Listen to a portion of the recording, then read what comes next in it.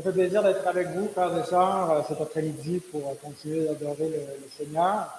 Continuer, parce que nous, on avait commencé ce matin à Saint-Jérôme.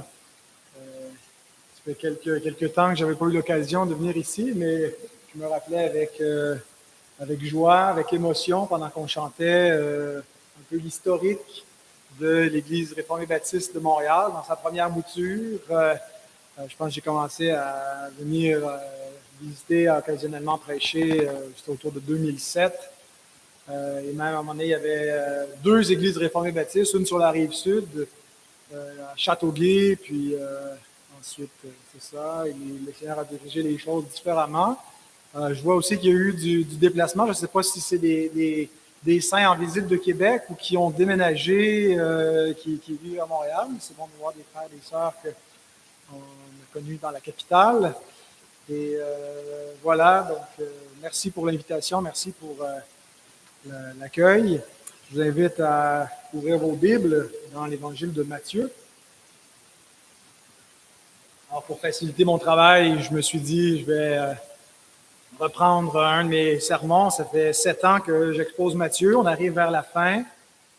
Mais, donc, je ne vous sers pas du neuf, mais c'est pas... comment dire? Ne pensez pas que c'est du réchauffé, là. C'est reméditer, réinspirer dans la prière pour pouvoir le prêcher à neuf, puisque chaque prédication est comme un événement en lui-même. Hein, c'est ce qu'on croit comme peuple de la parole de Dieu. On pense que la prédication, c'est un moment de rencontre avec notre Dieu. On croit que Dieu parle par sa parole, que la prédication de la parole de Dieu est la parole de Dieu, que c'est le moyen de grâce que Dieu a désigné, un moyen par excellence pour nous communiquer sa grâce. En plus, le Seigneur bénir sa parole. Nous avons lu un texte dans l'Apocalypse qui affirme la royauté et la seigneurie de Jésus. Il est le roi des rois et le Seigneur des seigneurs. Et donc, en tant que roi des rois, que Seigneur des seigneurs, ce sont des titres messianiques. Hein, c'est ce qui était attendu, que le Messie viendrait. Il serait le grand roi par-dessus tous les autres rois. Il doit recevoir un hommage royal. Et on voit aussi dans les évangiles que Christ reçoit un tel hommage où il est déclaré fils de David lorsqu'il entre à Jérusalem en triomphe. Dans Matthieu, chapitre 21, il est acclamé comme le roi qui était attendu. Et ensuite, on dirait comme si les choses se gâtent. Finalement, non, il n'est pas un roi, il est un imposteur et on veut le mettre à mort. Mais en réalité, ça, c'est à vue humaine, si on regarde juste de façon superficielle les événements historiques sans comprendre l'œuvre que Dieu faisait dans la souffrance de Christ, dans son rejet et dans sa mort à la croix. Il n'y a pas eu un revirement où d'un coup il est roi et il ne l'est plus. En fait, les signes et les insignes de sa royauté se poursuivent par le cortège royal jusqu'à la croix, qui n'est pas antithétique ou incompatible avec la messianité ou avec la royauté de Christ. En fait, l'Écriture nous dit dans Colossiens chapitre 2, je vous ai fait tourner dans Matthieu 27, mais la première citation vient plutôt de Colossiens 2, versets 14 et 15. Je vais me promener beaucoup, donc je ne vous ferai peut-être pas toujours tourner. Chez nous, on affiche les versets à l'avant, donc ça nous permet de sauver du temps, mais si je vous fais tourner dans chaque passage, on va étirer de 15-20 minutes le message. Alors, je vais tout simplement vous donner les références, mais vous pouvez garder votre page principale dans Matthieu 27. Et donc, Paul nous présente dans Colossiens 2, 14 et 15, la croix, non pas comme la défaite, mais comme le triomphe messianique. Il écrit, « Il a effacé l'acte dont les ordonnances nous condamnaient et qui subsistait contre nous. Et il l'a éliminé en le clouant à la croix. Il a dépouillé les dominations et les autorités et les a livrées publiquement en spectacle en triomphant d'elles par la croix. » Alors que Jésus était livré en spectacle sur la croix pour que de manière publique il soit exposé à la honte et l'ignominie, il livrait en spectacle les autorités, les dominations. Il remportait un triomphe Alors qu'à vue humaine, il semblait perdre, il remportait la victoire. Il écrasait la tête du serpent.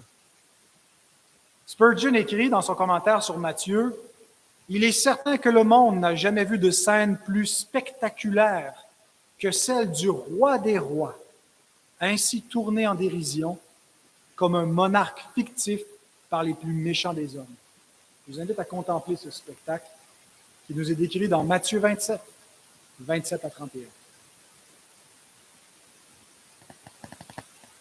Les soldats du gouverneur conduisirent Jésus dans le prétoire, et ils assemblèrent autour de lui toute la cohorte. Ils lui ôtèrent ses vêtements et le couvrirent d'un manteau écarlate. Ils tressèrent une couronne d'épines qu'ils posèrent sur sa tête et lui mirent un roseau dans la main droite.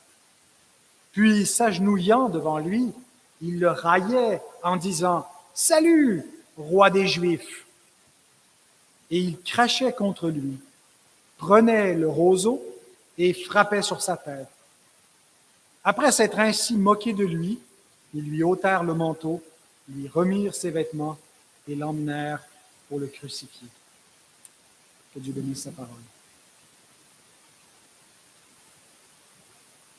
Alors, pour exposer cette péricope, je vous propose 3 points.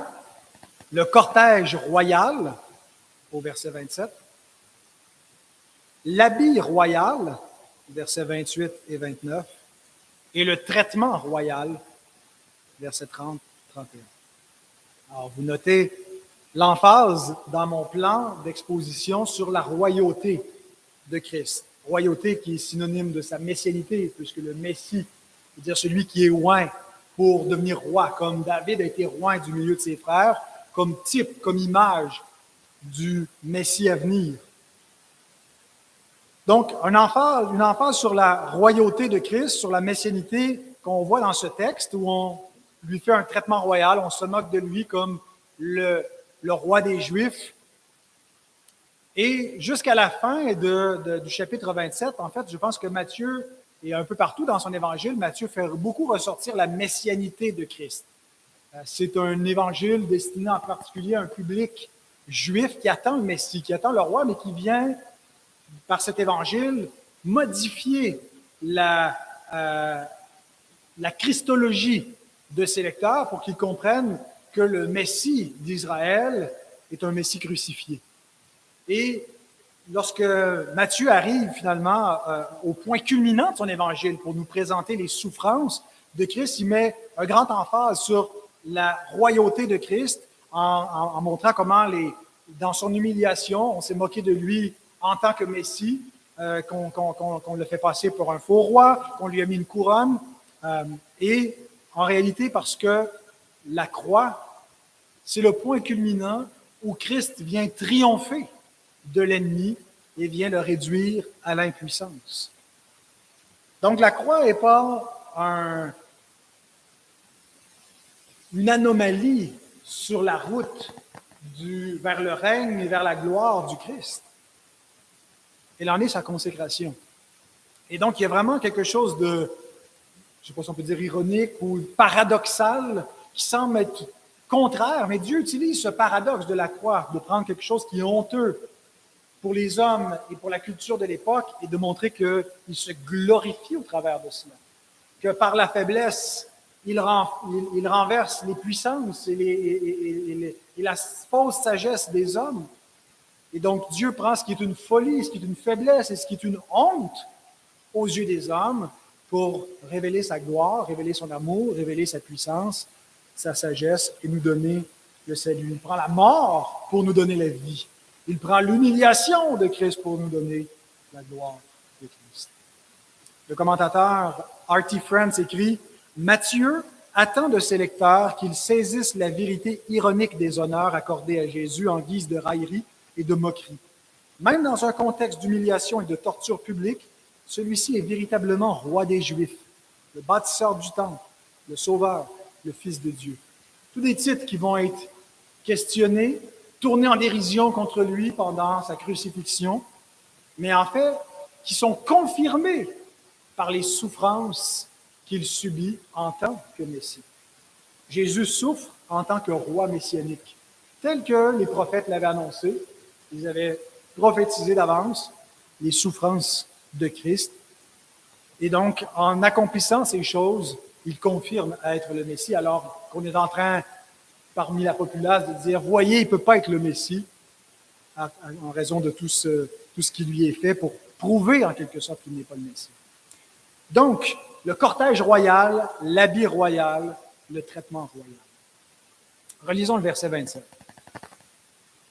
Les soldats du gouverneur, c'est le gouverneur Pilate, conduisirent Jésus dans le prétoire et ils assemblèrent autour de lui toute la cohorte. Jésus avait prophétisé auparavant à ses disciples ce qui est en train de lui arriver. Nous lisons dans Matthieu 20, versets 18-19, avant l'entrée triomphale à Jérusalem, Jésus prépare ses disciples. Alors vous allez voir, on va être accueillis en triomphe, mais il les prépare à la croix, il les prépare à ses souffrances. Il leur avait dit, voici, nous montons à Jérusalem et le Fils de l'homme sera livré aux principaux sacrificateurs et aux scribes. Ils le condamneront à mort et ils le livreront aux païens pour qu'ils se moquent de lui, le battent de verge et le crucifient. Et le troisième jour, il ressuscitera.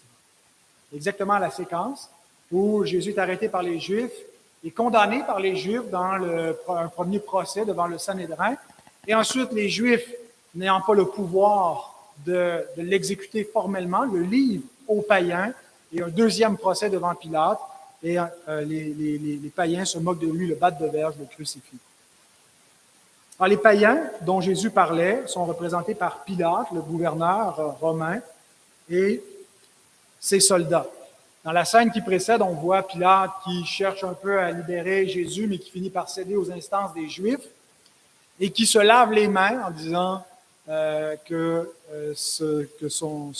veut pas que ce sang lui salisse les mains. Il est juste, il est innocent de ce sang, de ce juste. Cela les regarde, eux, et eux disent que son sang retombe sur nous et sur nos enfants. Mais notez que ce sont les soldats du gouverneur. Donc, peu après s'être lavé les mains, il les a salis rapidement en se mêlant de cette affaire. Donc, nous voyons Jésus ici aux mains de soldats romains. Le texte nous dit qu'il y avait toute la cohorte. Une cohorte, c'est 1/10 d'une légion. Une légion, c'est environ 6 000 soldats. Donc, une cohorte, en temps normal, c'est autour de 600 soldats. Mais probablement qu'il n'y avait pas nécessairement dans le prétoire 600 soldats, mais une partie de sa cohorte, mais toute la cohorte qui était présente, la partie de la cohorte, a participé à l'humiliation de Jésus. Et cette cohorte sert en quelque sorte de cortège royal pour conduire Christ dans sa gloire. Par les humiliations qu'ils lui font subir, il le mène jusqu'à son trône, jusqu'à la croix, mais aussi jusqu'à sa victoire. Ensuite, nous avons l'habit royal, versets 28 et 29. Ils lui ôtèrent ses vêtements et le couvrirent d'un manteau écarlate. Ils tressèrent une couronne d'épines qu'ils posèrent sur sa tête et lui mirent un roseau dans la main droite. Puis, s'agenouillant devant lui, ils le raillaient en disant « Salut, roi des Juifs !» Le manteau, la couronne, le sceptre servent d'apparat royal, sont les insignes de sa royauté. Et le verset 28, lorsqu'on comprend par la suite ce que Christ est venu faire en étant humilié ainsi à Golgotha, a quelque chose de magnifique quand on l'interprète théologiquement. Le verset 28 dit « Ils lui ôtèrent ses vêtements et le couvrirent d'un manteau écarlate. » L'Écriture nous dit que lequel, existant en forme de Dieu, s'est dépouillé lui-même. Il s'est dépouillé dans quel but? Dans le but de nous revêtir. De riche qu'il était, il s'est anéanti, il s'est rendu pauvre, afin que nous fussions enrichis par sa pauvreté. Donc nous le voyons ici être dépouillé de ses vêtements, mis à nu, exposé à la honte, puis on le revêt d'un manteau écarlate. Jésus a été revêtu de notre honte écarlate. On lui met ce manteau pour faire semblant qu'il est un roi, pour se moquer de lui. Mais l'Écriture nous dit, lorsque les apôtres, dans les années qui ont suivi, qui ont prêché la croix de Christ et qu'ils ont interprété théologiquement, spirituellement, divinement ce que Dieu a fait dans cette page de l'histoire, ils ont interprété la croix et l'humiliation de Christ comme le moyen par lequel Dieu nous a revêtus, nous a couverts. Vous savez, la honte au commencement de l'homme et de la femme, lorsqu'ils réalisent qu'ils sont nus, eh bien, Dieu leur met un vêtement, Dieu sacrifie un animal innocent, et tout le système de l'Ancien Testament, le système sacrificiel, montre cela, où le péché de l'homme est couvert par le sang d'une victime innocente. Christ est l'agneau de Dieu, et il verse sa vie. Il est exposé à la honte pour couvrir notre honte. Et c'est ce que les apôtres ont prêché. Il est venu revêtir notre humanité déchue en étant dépouillé de sa gloire. Il a été couvert de notre péché pour que nous soyons revêtus de sa majesté. Ensuite, les soldats ont eu une idée originale. Un roi qui a un manteau écarlate, mais il faut lui donner une couronne. Qu'est-ce qu'un roi sans une couronne? On lui tresse donc une couronne d'épines. Spurgeon admire l'originalité de ces soldats et il écrit « Oh, si nous étions à moitié aussi inventifs pour imaginer comment rendre honneur à notre roi que ces soldats le furent pour organiser son déshonneur. » Et finalement, ils lui remettent un roseau en guise de sceptre royal. Le sceptre qui représente l'autorité, nous avons déclaré en lisant l'Apocalypse, qui va faire paître toutes les nations avec une berge de fer. C'est lui, donc, qui domine, qui a son bâton, signe de son autorité. Et une fois que Jésus est revêtu de ses habits royaux, les soldats se prosternent devant lui et ils le saluent. Salut, roi des Juifs, comme on salue une dignité, comme on salue quelqu'un qui a un titre de noble, comme on salue César lui-même. Ave César. Il est intéressant ici de comparer ce que font ces soldats avec les premiers païens qui se sont prosternés devant le roi des Juifs. Ici, on a des païens qui se moquent, qui se joignent avec les chefs de la nation juive, qui se sont concertés, qui s'unissent ensemble dans la mort du Messie, qui complotent ensemble pour l'humilier, pour le tourner en dérision, et qui s'inclinent devant lui comme une fausse majesté. Mais nous voyons au tout début de l'évangile de Matthieu, vous pouvez tourner dans Matthieu 2, d'autres païens. En fait, les premiers qui nous sont indiqués dans l'évangile de Matthieu comme les adorateurs, comme des croyants qui reconnaissent Jésus, qui confessent qu'il est le Messie, le roi d'Israël, ce sont des païens. Et ce thème-là est particulièrement significatif dans l'évangile de Matthieu, puisque Matthieu démontre ce que Jean nous dit théologiquement, Matthieu nous le démontre historiquement. Jean nous dit la parole est venue chez les siens ne l'ont point reçue. Et Matthieu nous montre que Jésus est le roi qui était attendu, il nous le démontre par sa généalogie, il nous le démontre par tous les récits de l'enfance, mais que les siens ne l'ont point reçu, l'ont rejeté, qu'ils l'ont traité comme un faux Messie, qui ne croyait pas en lui. Peut-il venir quelque chose de bon de la Galilée? Mais les premiers qui le reconnaissent, les premiers qui fléchissent les genoux devant lui, ce sont des païens venus d'Orient. Et pour Matthieu, c'est significatif parce qu'il nous montre que les païens vont en quelque sorte prendre, Jésus nous dit dans le discours qu'il a à Jérusalem avec les Juifs, le royaume vous sera enlevé, il sera donné à une nation qui emportera les fruits.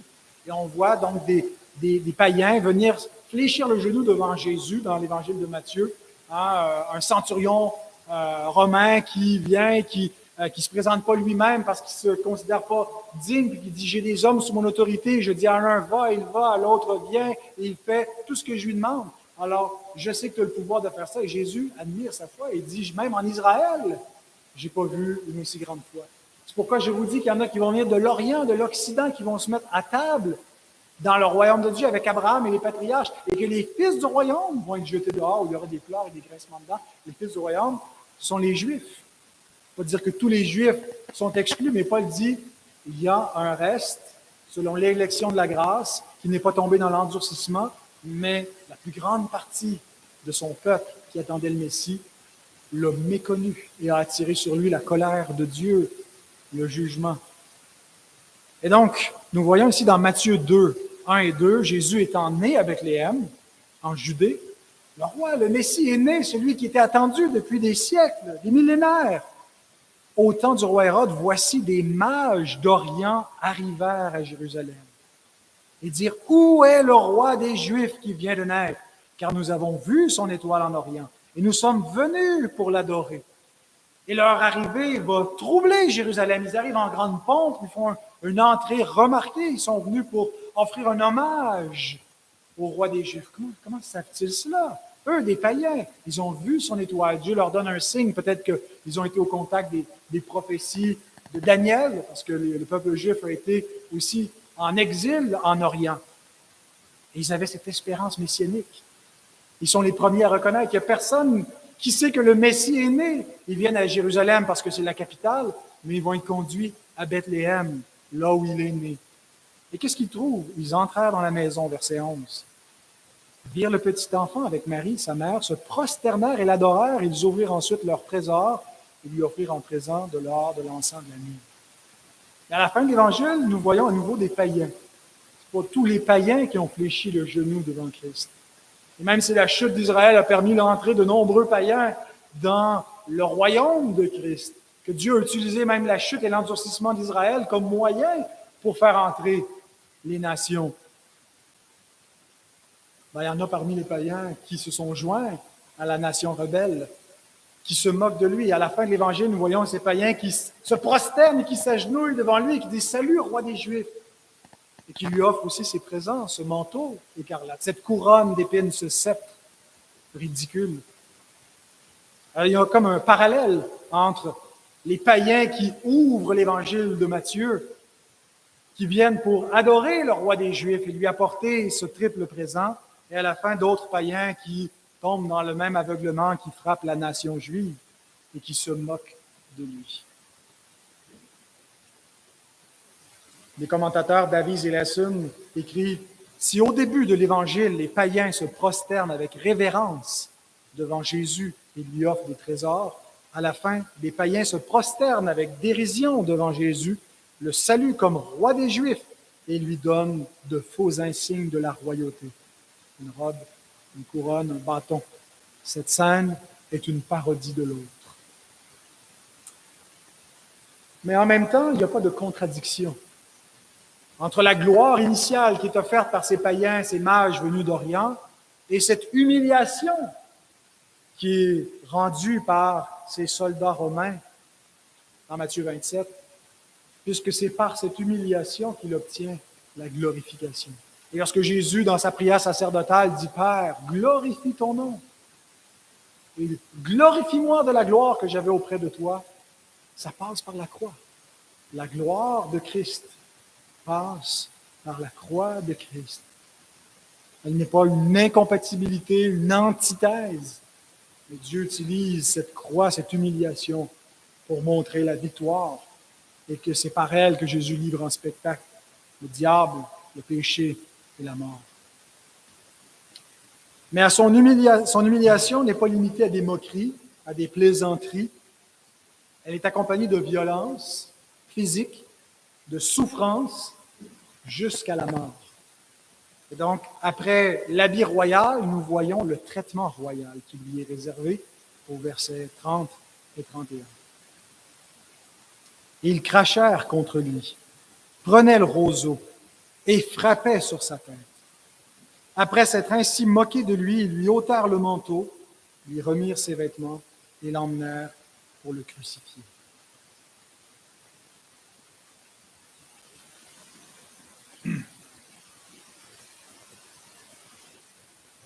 On lui crache dessus et on frappe sur sa tête à répétition. C'est le sens de l'imparfait. Ils frappaient sur sa tête, c'est pas simplement qu'ils ont frappé, mais l'imparfait indique qu'il y a une répétition. On lui donne des coups de poing au visage.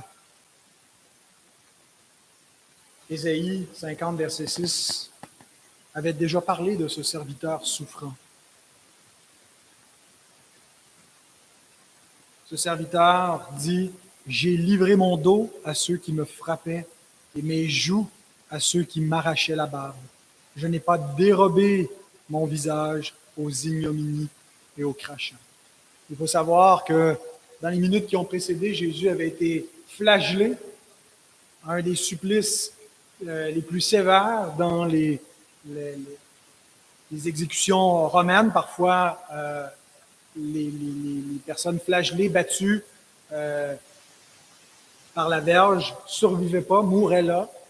Donc Jésus est déjà ensanglanté, déjà fortement affaibli. Et pendant donc qu'il est dans cette condition-là, on ne lui offre pas de la pitié, on ne lui offre pas des soins, mais on l'humilie, on se moque de lui, on lui crache dessus, on le frappe. Donc, tout comme le procès juif que Jésus a eu au chapitre précédent, en Matthieu 26, devant le Sanhédrin, ce procès, lorsqu'il a été déclaré coupable et digne de mort, tout de suite après, ce qu'on voit, c'est une dégradation. Ils ont déclaré qu'il était digne de mort, et qu'est-ce qu'ils lui font? Ils se mettent à le tabasser, ils se mettent à lui donner des coups, à dire « prophétise, dis-nous qui t'a frappé », pour essayer de démontrer publiquement qu'il n'est pas le Messie, qu'il n'est pas un prophète, qu'il n'est qu'un imposteur. Donc, cette violence-là a un but juridique, en quelque sorte, pour nier les affirmations et les croyances publiques qui ont été affirmées, que même lui, à l'heure de son procès, a entériné quand on lui a demandé s'il était le Messie, s'il était le Fils de Dieu, et qu'il a acquiescé. On le dégrade pour montrer qu'il n'est digne d'aucun honneur royal, sans comprendre que le Christ de Dieu est un Christ crucifié. Et qu'ils accomplissent, sans savoir, le dessein divin en pensant se débarrasser et démontrer qu'il n'est pas le Messie. Donc, tout comme les Juifs ont agi de la sorte, les Romains font la même chose. Dès que Pilate leur lit pour être crucifié, il ne le crucifie pas directement, il commence par l'humilier, le dégrader.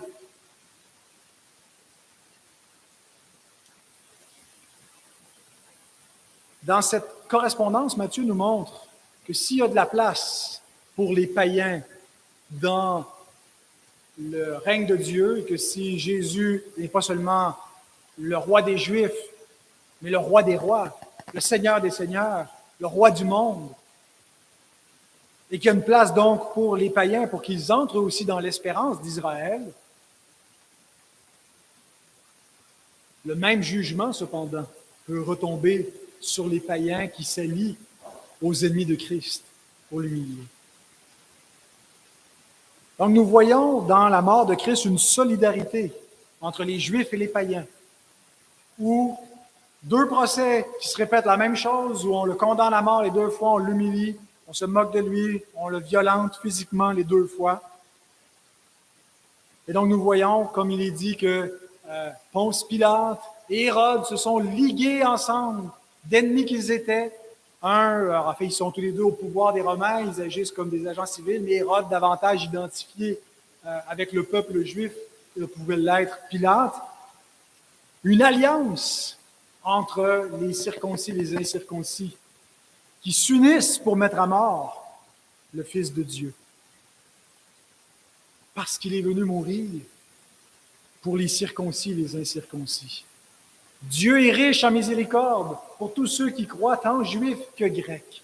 Et Dieu a voulu que dans la mort de son Fils intervienne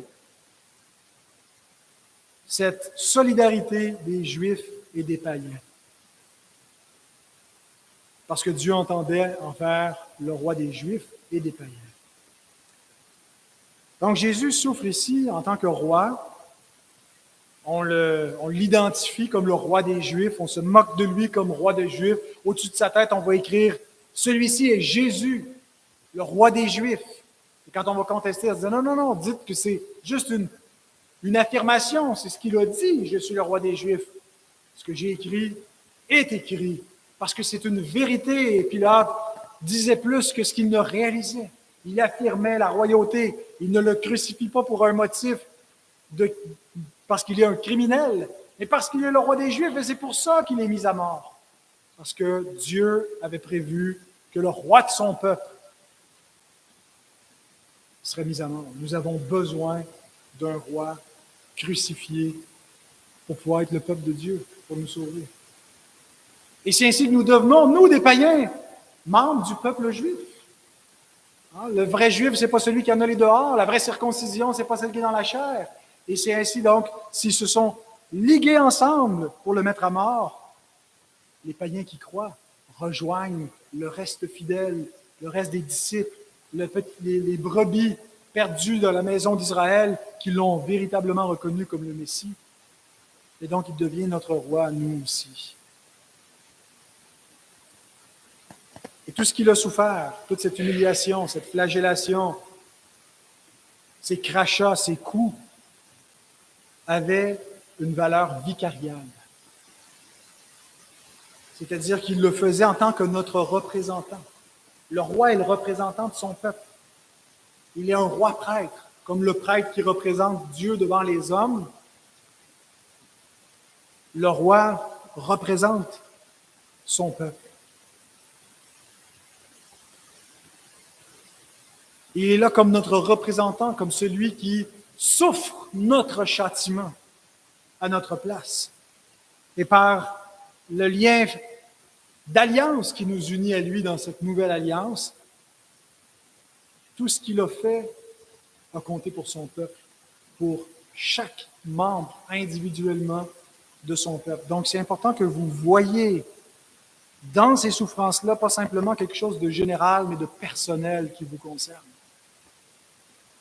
Que vous compreniez que vos propres péchés sont responsables de la mort de votre roi, que vous vous identifiez avec Christ, que vous voyez votre vie cachée en lui. J.C. Ryle écrit « A-t-il été flagellé? C'était pour que par ses meurtrissures, nous soyons guéris. A-t-il été condamné bien qu'innocent? C'était pour que nous soyons acquittés, bien que coupables. A-t-il porté une couronne d'épines? C'était pour que nous puissions porter la couronne de la gloire. A-t-il été dépouillé de ses vêtements? C'était pour que nous soyons revêtus de la justice éternelle. A-t-il été raillé et injurié? C'était pour que nous soyons honorés et bénis. Est-il mort à la fin? Et de la mort la plus douloureuse et la plus infâme qui soit. Il l'a fait pour que nous vivions éternellement et que nous soyons élevés à la plus haute gloire. Pierre nous dit, lui qui a porté lui-même nos péchés en son corps sur le bois, afin que, morts au péché, nous vivions pour la justice, lui par les meurtrissures duquel vous avez été guéris. Les vrais croyants, régénérés par l'Esprit Saint, voient dans l'humiliation de Christ quelque chose de personnel pour leur propre salut. S'approprient ces meurtrissures et voient dans ces meurtrissures leur guérison, leur salut. Nous méritions qu'on nous crache dessus. Nous méritions d'être maudits, d'être sous la colère de Dieu. Jean Calvin déclare « Notre souillure mérite que Dieu la prenne en horreur et que tous les anges nous crachent dessus. Mais Christ, pour nous présenter purs et sans tache devant le Père, a accepté de se faire cracher dessus et d'être déshonoré par toutes sortes de mépris. Le texte termine en disant que quand ils ont terminé de le maltraiter, ils l'emmenèrent pour le crucifier. Nous voyons le cortège royal amener l'agneau de Dieu à l'abattoir.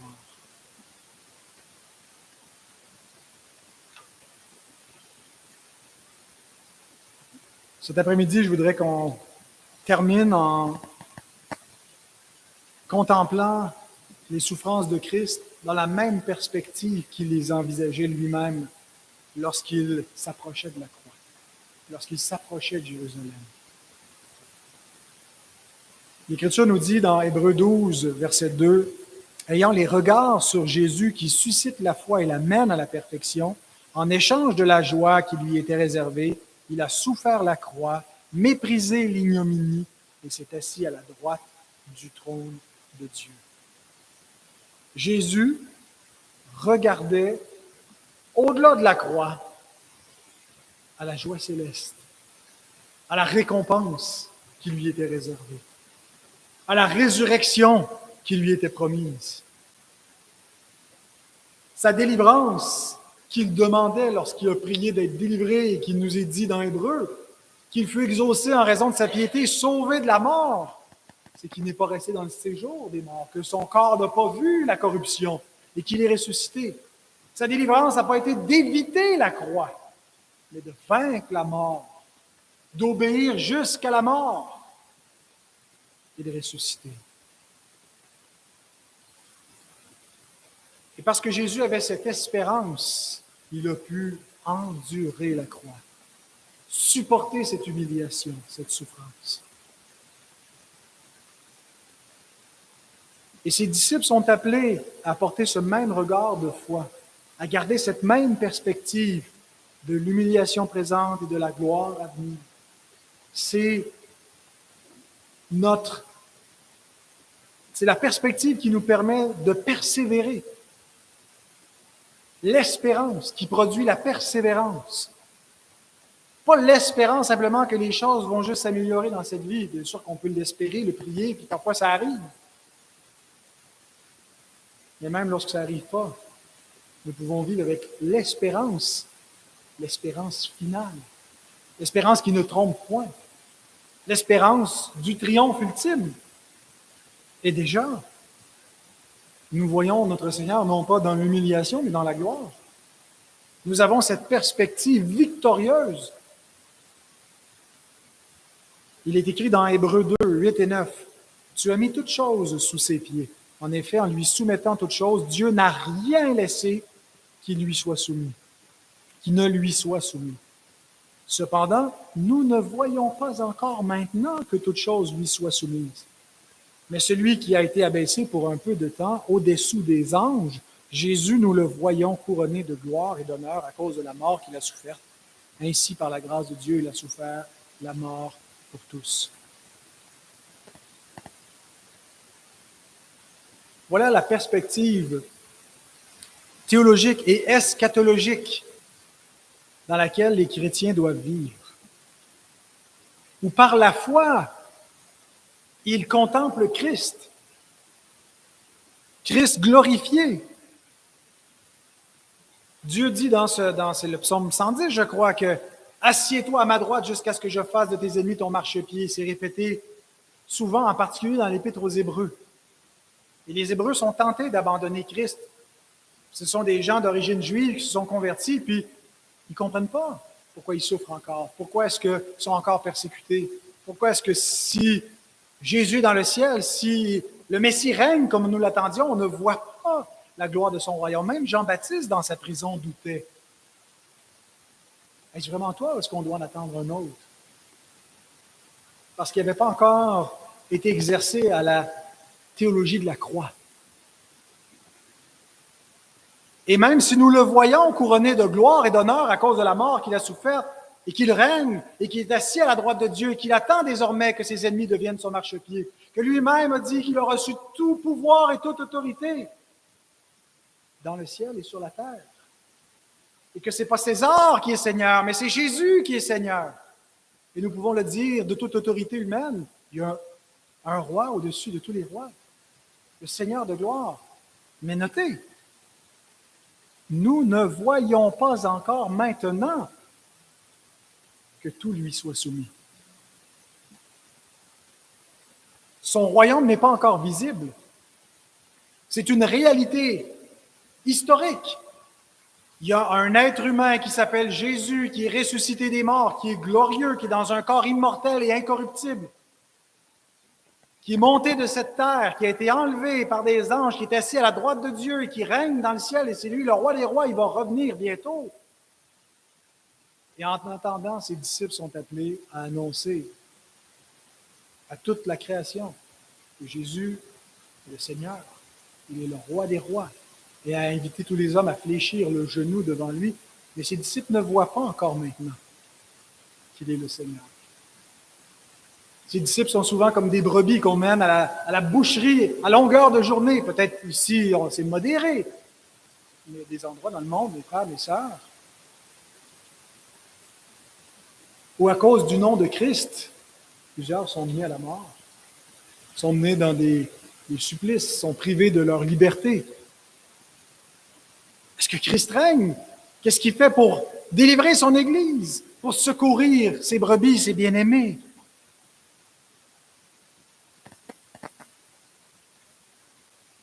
Le règne de Dieu s'accomplit en deux temps. Il vient d'abord comme roi et il vient pour souffrir. Mais en souffrant, il remporte la victoire. Il triomphe du diable. Et il dit à ceux qui veulent être ses disciples, marchez derrière moi. Si quelqu'un veut venir après moi, qu'il prenne sa croix, qu'il renonce à lui-même et qu'il me suive. Et en attendant, nous ne sommes pas dans la théologie de la gloire, mais dans la théologie de la croix. Notre réalité terrestre fait que pour avoir la communion avec lui dans sa gloire, pour partager son règne lorsqu'il viendra, nous devons souffrir, solidaires avec lui. La souffrance commence pas juste dans les persécutions, mais dans la mort à soi-même. Renoncer à soi-même, dire que ta volonté soit faite et non la mienne, comme lui-même, bien qu'il soit fils, a appris à le dire. Alors qu'il priait dans ce jardin d'agonie, que cette coupe s'éloigne de moi, s'il est possible, mais non pas ma volonté, mais la tienne. Cette prière nous sauve parce que lui seul a été capable d'obéir parfaitement jusqu'à la mort. Nous ne sommes pas sauvés par notre obéissance, mais par la sienne. Mais son obéissance doit engendrer un semblant d'obéissance dans notre vie, doit engendrer une vie qui porte la croix, doit produire ce fruit d'un disciple qui marche derrière son maître et qui porte son opprobre, qui accepte comme Christ de souffrir hors de la porte de la ville, c'est-à-dire, c'est pas grave si on n'est pas en communion avec le monde, si on souffre en dehors parce qu'on n'a pas de cité permanente ici-bas et qu'on est excommunié du monde. Parce que la croix fait en sorte que le monde est crucifié pour nous comme nous sommes crucifiés pour le monde. C'est le point de rupture. Je ne cherche plus l'acceptation du monde ou la gloire du monde ou la domination sur le monde. J'accepte la croix de mon Sauveur, sachant que c'est lui le roi, sachant qu'il vient bientôt et que je vais partager son trône. Il dit lui-même que celui qui vaincra, qui va être fidèle, il va le faire asseoir avec lui sur le trône. Et en quelque sorte, nous sommes déjà dans les cieux, en Christ, assis avec lui sur le trône. Alors, voyez comment la croix n'est pas incompatible avec la souffrance. Voyez comment, avec le règne, je veux dire, que la souffrance fait partie du plan de Dieu, mais qu'elle démontre en même temps la fidélité de Dieu. Et Jean Calvin, donc, médite sur cette croix, sur le fait qu'elle ne vient pas démentir sa messianité ou sa royauté, mais l'affirmer et lui donner le triomphe ultime dans son obéissance. Et il écrit ceci, « Car tant que notre esprit tâtonne dans le monde, nous regardons son royaume non seulement comme méprisable, mais même comme chargé de honte et d'opprobre. Cependant, dès que notre esprit s'élève par la foi jusqu'au ciel, non seulement la majesté spirituelle du Christ nous est présentée de manière à effacer tout le déshonneur de la croix. Mais les crachats, les flagellations, les coups et autres indignités nous conduisent à la contemplation de sa gloire. Quand Paul parle qu'il se glorifie de la croix de son Sauveur, il n'est pas en train d'essayer de la justifier, s'excuser. Il prêche la croix. Il prêche Christ crucifié. Ah, vous voulez entendre des choses qui plaisent à l'homme, qui font plaisir aux oreilles, qui sont selon les standards de la chair, selon notre esthétique humain et mondain. Mais ce n'est pas ce qu'il prêche. Ma gloire, c'est la croix. Est-ce que vous avez appris à voir dans cette humiliation quelque chose de glorieux, quelque chose de précieux? À voir que dans ce qui était abject aux yeux des hommes, ce qui est une folie aux yeux des hommes, une faiblesse, vous avez votre salut, votre rédemption, vous avez la justice qui vous sauve, vous avez tout pleinement, mais caché aux yeux de ceux qui périssent. Et pour nous qui sommes sauvés, nous voyons la gloire de Christ et la puissance de Dieu. Poursuit ma citation de Calvin, il dit « Si donc, même de nos jours, le monde se moque avec insolence du Christ, apprenons à nous élever au-dessus de ces choses par une foi élevée. Et ne nous arrêtons pas à nous demander quelle indigne opposition les hommes méchants font au Christ, mais de quel ornement le Père l'a revêtu, de quel sceptre et de quelle couronne il l'a orné, afin de l'élever bien haut, non seulement au-dessus des hommes, mais même au-dessus de tous les anges. Celui qui s'est abaissé pour un peu de temps sous les anges. Et je comprends cela dans le sens qu'il est venu dans le domaine du diable, une création déchue, parce qu'elle a été soumise au diable au commencement, lorsque Adam a chuté. Adam qui avait tout reçu, toute autorité, toute domination sur la création. Dieu a tout placé sous ses pieds. Psaume 8, qu'est-ce que l'homme pour que tu prennes garde à lui? Tu l'as couronné de gloire, d'honneur, tu l'as fait de peu inférieur à Dieu. C'est-à-dire, tu l'as mis directement en dessous de Dieu. Il n'y a pas un ange qui est plus haut que Dieu, que l'homme. Dieu, après ça, l'homme. L'homme comme gérant, comme celui qui est le roi de la création et qui a reçu en partage l'autorité pour mener cette création dans la gloire. Et qu'est-ce qui est arrivé avec la gloire d'Adam? Il a livré au diable. Satan est appelé le prince de ce monde, le roi de ce monde.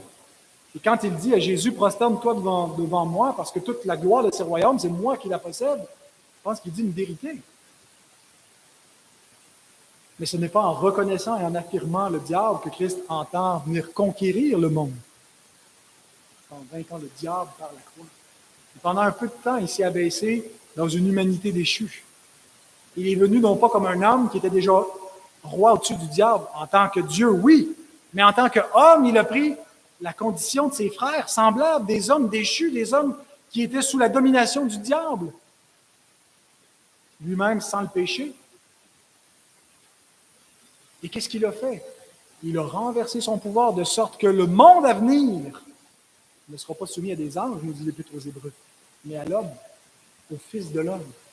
Le psaume 8, l'idéal vu, contemplé par David dans la Genèse initiale où Dieu a tout placé sous Adam, est restauré par le dernier Adam, Christ. Et il le fait par sa croix, par son obéissance. Alors ne refusons pas sa croix. Estimons-la comme une gloire et estimons-la comme l'instrument de choix que Dieu utilise dans notre vie pour nous rendre conformes à l'image de son Fils. Je termine avec cette image de ces soldats romains qui s'agenouillent devant Jésus, qui se moquent de lui en l'appelant le roi des Juifs, mais en ne le pensant pas vraiment. En fait, ils étaient en train, comme Caïphe, qui a prophétisé sans le savoir, parce qu'il était souverain sacrificateur cette année-là, que Jésus devait mourir non seulement pour le peuple, mais pour les brebis dispersées. Il vaut mieux qu'un seul homme meure et non pas toute la nation, avait dit Caïphe. Eh bien, eux aussi ont en quelque sorte prophétisé en se prosternant devant lui, en montrant que les païens s'inclinent devant le roi. Ils ont anticipé sa gloire eschatologique, puisque Paul nous dit dans Philippiens 2, 8 et 11. Il s'est humilié lui-même, se rendant obéissant jusqu'à la mort, même jusqu'à la mort de la croix, C'est pourquoi aussi Dieu l'a souverainement élevé. Il lui a donné le nom qui est au-dessus de tout nom, afin qu'au nom de Jésus, tout genou fléchisse dans les cieux, sur la terre et sous la terre, et que toute langue confesse que Jésus-Christ est Seigneur à la gloire de Dieu le Père. Nous avons ici des soldats qui se prosternent devant lui, mais ensuite, Christ est déclaré Seigneur par Dieu lui-même. Il dit, assieds-toi à ma droite, tes ennemis vont devenir ton marchepied. Et toute la création est appelée par ses ambassadeurs à se prosterner. Paul ne dit pas simplement, ce n'est pas un verbe au futur, c'est au présent, afin qu'au nom de Jésus, tout genou fléchisse aujourd'hui et reconnaisse que Jésus est Seigneur à la gloire de Dieu le Père. Aujourd'hui, nous sommes une partie de son peuple réunie parmi toutes les nations, toutes les langues, tous les peuples, pour fléchir les genoux devant Christ et déclarer qu'il est Seigneur à la gloire de Dieu. Amen.